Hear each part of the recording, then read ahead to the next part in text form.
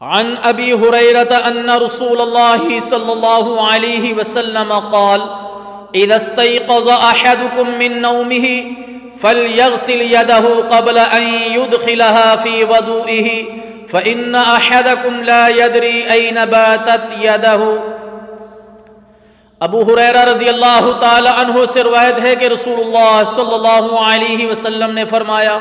تم میں سے جب کوئی نیند سے بیدار ہو تو اپنے ہاتھ کو وضو کے پانی میں ڈالنے سے پہلے دھو لے، اس وجہ سے کہ تم میں سے کوئی یہ نہیں جانتا کہ رات کو اس کا ہاتھ کہاں رہا ہے۔ عن ابی ہریرہ رضی اللہ تعالی عنہ قال قال رسول اللہ صلی اللہ علیہ وسلم من نام وفی یدہ غمر ولم یغسلہ فاصابہ شیء فلا یلومن الا نفسہ۔ ابو ہریرہ رضی اللہ تعالی عنہ سے روایت ہے کہ وہ کہتے ہیں کہ رسول اللہ صلی اللہ علیہ وسلم نے فرمایا، جو شخص اس حال میں سو گیا کہ اس کے ہاتھ پر چکنائی لگی رہ گئی اور اس نے اسے دھویا نہیں اور پھر اسے کچھ ہو گیا تو وہ اپنے آپ کو ہی ملامت کرے۔